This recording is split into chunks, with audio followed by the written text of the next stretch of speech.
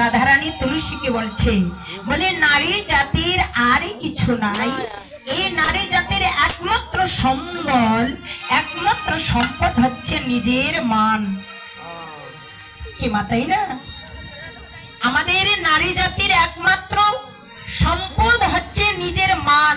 আমরা যদি নিজের মানকে বিকাইয়ে দেই, আর নারীর কোনো থাকবে?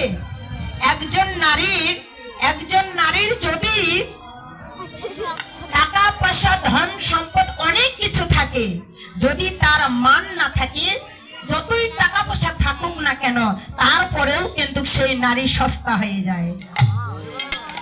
কি, যেই নারীর মান থাকে না, সে কিন্তু বাজারে যেমন অল্প পয়সায় অল্প টাকায় দ্রব্য পাওয়া যায়, সেই রকমই নারীর মান না থাকলে নারীরা সস্তা হয়ে যায়। তাই তুলসী নারীকে বারবার করে নিষেধ করতেছে, দেখ তুলসী, মানের ক্ষেত্রে আসিস, মান যেন হারায় নারী।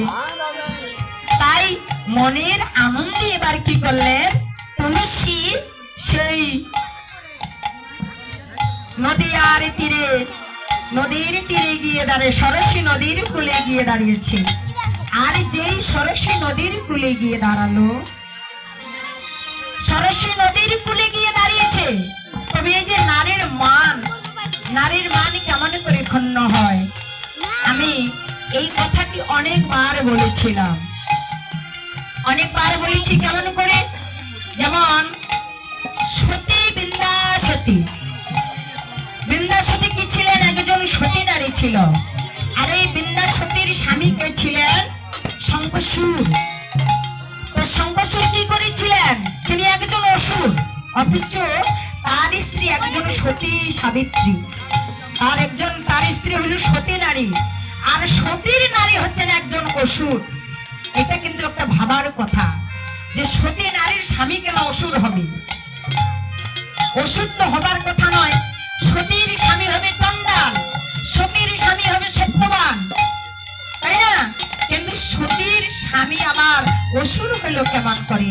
কিন্তু কেমন করে হলো, পরজন্মে কি ছিল, সেই সম্পর্কে আলোচনা ওইদিকে আমার যাওয়ার দরকার নেই। আমি ছোট্ট করে সংক্ষেপে আপনাদেরকে বুঝাতে চাচ্ছি যে এই তুলসী দেবী জানতো না যে আমার স্বামী দেবতাগণের সঙ্গে যুদ্ধ করে, দেবতাদের সঙ্গে তাদের শত্রুতা ছিল। তাই একদিন কি করলেন, তুলসী জানতো না আমার স্বামী দেবতাদের সঙ্গে যুদ্ধ করে, বাড়িতে বসে একাকী এক চিত্তে ভগবানের কাছে প্রার্থনা জানাই, হে গোবিন্দ আমার, হে আমার প্রাণ গোবিন্দ, আমার স্বামী যেখানেই যাক না কেন প্রভু, তুমি আমার স্বামীর সদা সর্বক্ষণ মঙ্গল করো। হে গোবিন্দ, আমার স্বামী যেখানেই যাক না কেন, তুমি আমার স্বামীর সদা সর্বক্ষণ মঙ্গল করো। একজন সতী নারী যদি স্বামীর জন্য ভগবানের কাছে মঙ্গল প্রার্থনা করে, মঙ্গল কামনা করে, ভগবান কি সেই সতীর কথা ভগবান শুনবে না? কিংবা শুনবে না? অবশ্যই শুনবে। তাই তিনি কি করলেন, ওনাদের আদি গোবিন্দ আমার মনে মনে ভাবে,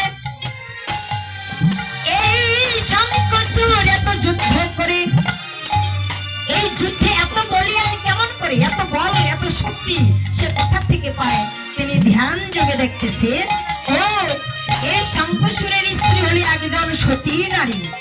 তাই ওই নারীর গুণে, তার স্ত্রীর সতীত্বের গুণে এই শঙ্করচূড় আজকে এত বলিয়ান।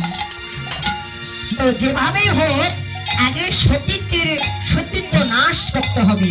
যতক্ষণ না পর্যন্ত আমরা সতীত্ব নাশ না করতে পারবো, ততক্ষণ পর্যন্ত দেবকুলকে রক্ষা করা যাবে না। নতুবা এই শঙ্করচূড় দেবতাদের সঙ্গে যুদ্ধ করেই থাকবে। তাই ওনাদের আদি গোবিন্দ কি করলেন, স্বামী রূপ ধারণ করে, দেখেন ভগবানকে পাওয়ার জন্য, ভগবানের চরণ সেবা করার জন্য জঙ্গলে হাজার